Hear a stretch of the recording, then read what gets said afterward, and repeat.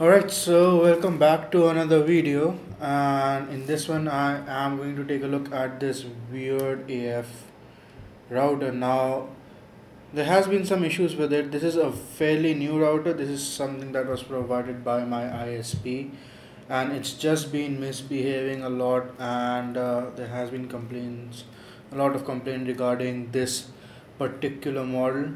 And this is the TotoLink. Of course, I'm pretty sure you haven't heard of this.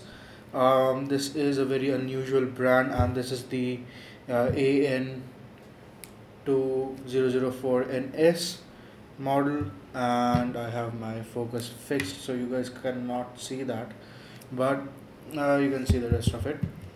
And this is like a dual band and a quad antenna, so on paper it's a pretty solid router, but like everything else, this is one of the most garbage things I have ever seen.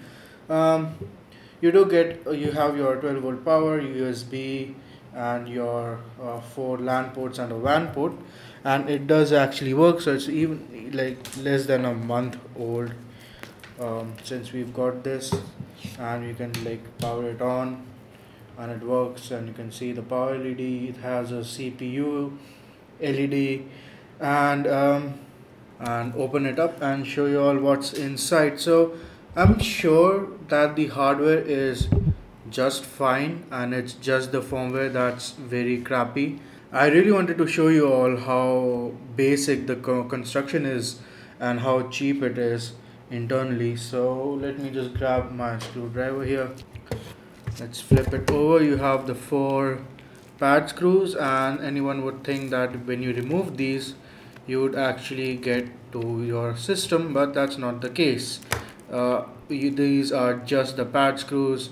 The actual screws are beneath the pad, which is the first time I'm seeing a construction like this. Usually the pads are glue on, so yes, having the screw beneath the pad isn't much of a surprise, but a lot of the time the pad screws are the actual screws, and they drill through the whole body. But this is kind of weird again. And we have these four screws left. So you might have noticed I did not take off the antennas, and the reason is they are attached. Those are non-removable. You cannot take them out, and they are there forever. uh, you can't replace them. Antennas don't really fail. Those aren't very active antennas, but just in case those aren't replaceable, you can't put a better one or a worse one. Alright, so with the last screw done, we need to change to a flat screwdriver, and the reason being you need to pry the plastic bit out, otherwise it's not going to come out nicely. So just where the warranty void if removed sticker is, now just get in with a flat screwdriver, and it should just come right off. There you go. And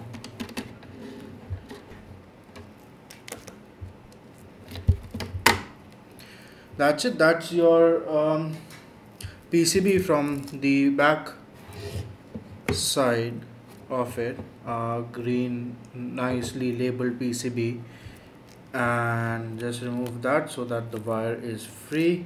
The PCB is held by clips all over the place, so you just need to take them out. The LAN ports are held by clips, and once that is out, your PCB is then free, kind of.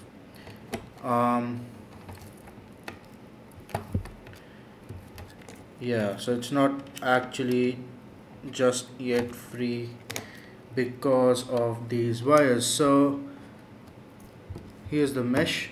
Not sure if that's a metallic mesh, I don't think so, but herein lies my first issue with this board. And I think I'm just hitting the mic a lot.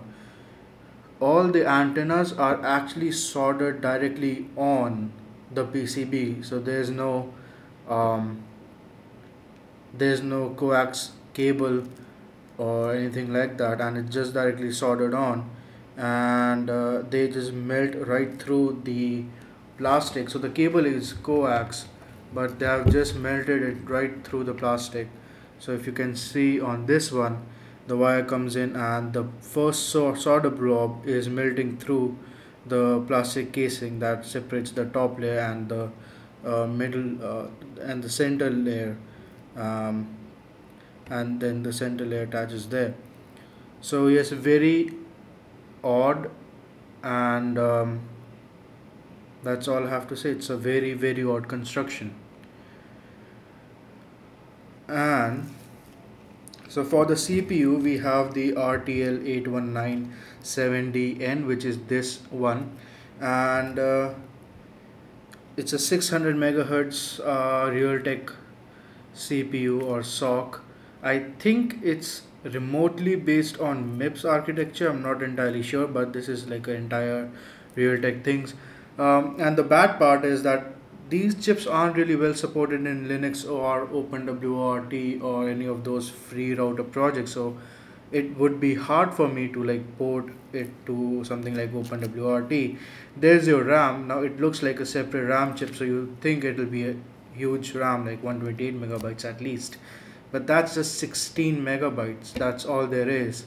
Linux at a minimum to run kind of openly requires at least 32 megabytes of memory.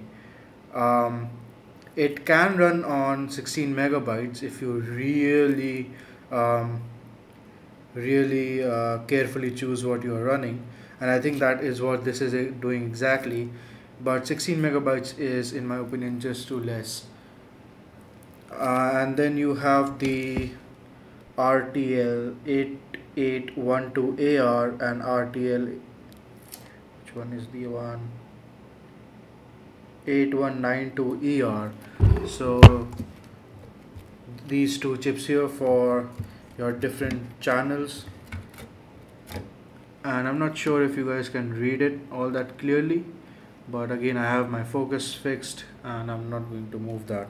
And the LEDs are just there in the breeze without any support. Those are your LAN ports. Those are, I think, the couplers for the LAN ports, and all in like a one single stick. Your USB, your reset switch, two input capacitors, your whole input power supply is just this thing, these couple of chips right at the bottom, that one chip and that one choke. That's all there is, and I think this is also doing some amount of power, but those two are the only ones. So and on the LAN side of things, for the LAN chip you have the RTL8367RB. So this whole setup is very similar to the D-Link 825E1. Again, not a well supported router on OpenWRT, and this is just how it is. It's actually that bad, the support and all. So very minimal PCB. Honestly, could have done with a lot less PCB space, but whatever. So let's power it on, and if you haven't noticed yet, there is a tiny little UART port here, so we are going to probe it and see what's on there. So let's power it on, check what the UART pin out is, because I'm not sure. They have only labeled it as UART and not TX, RX and what all there is, so we'll have to do a bit of testing on that. So I have my multimeter ready. Let's power this on and we'll see the LEDs flash in a second. I'll see the LEDs flash, you guys won't. There it is. So first I need to find the ground, so I'll start with the short tester and see which one's the ground. So that's the ground pin, which was lucky we got it in the first try. Move over to the volts and see what's the UART voltage. That's 3.3 solid, so that's the VCC. There is That's I'm thinking T that's RX for the board, and here with the bit less voltage, or that should be TX, and this should be RX. So RX, TX, VCC, and ground. um, let's plug that in, let's switch it off, plug that in, and see how that goes. So I'll remove the power so that there's my ground, and I'm just going to eyeball it, and we can change if this doesn't work. There's my TX, and there is the RX pin. Hopefully I am right. So that's all fixed. Alright, so I am on my desk, and let's power this on. Alright, let's see in 3, 2, 1, powering it on. Let's see if we get anything. And we do get a bunch of garbage message. Should be the boot log, but I think I don't have the baud rate right, so we'll keep on increasing the baud rate. Nothing. Let's reset. So it could be to 921600, which is another common baud rate, or not, then we'll have to tone it down a whole lot. Alright, so that was a very weird baud rate. So it's running at 38400. So BusyBox 13.1, we are getting a lot. So I'll stop it there, reboot it, and hopefully we get a lot more this time. So gone, and power back on. So RAM size is 128 megabytes rather than the 16 megabytes I was thinking, so that's decent enough. DDR2, yep, that's 128 megabytes. Realtek RTL8197D. This is the build date. 16-bit CPU, if I'm reading it right, which is weird, but that would be a nice collection to have. 16-bit CPU running Linux. 700 megahertz, which I've seen this go up to 660, so they are running it a bit higher.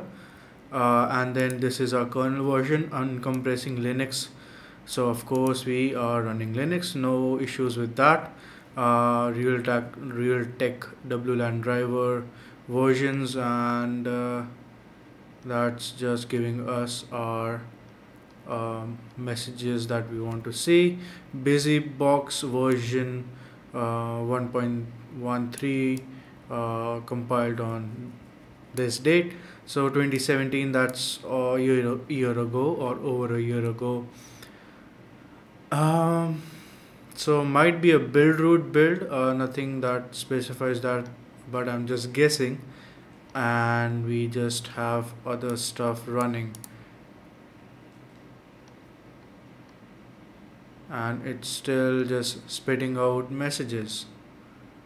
So we don't know what kernel it's running exactly, because it just says booting Linux. And now I think it's just trying to do stuff. Let's press enter, does nothing. Control C, does nothing. So I'm not seeing a way to get a console, which is probably wise if you are giving a UART port. Again, of course, it always says WAN disconnected. I don't have anything else connected on there. Interesting. No console output, which is kind of a bummer.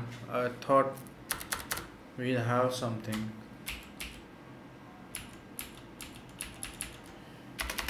And there's absolutely nothing. All we can do is see the boot message again. We know it's running Linux, and hope for a way that this kind of gets hacked, and nothing. So I will get back on this. I might need some more time with this router and see if I can get either another firmware loaded onto it that gives me console access, or I get console access to this firmware, which would be sweet. So need a bit more time to research, and that's about it. So I guess thank you so much for watching. I hope this was interesting. Make sure to hit the like button, subscribe, and all that good stuff, and I will see you all in the next one.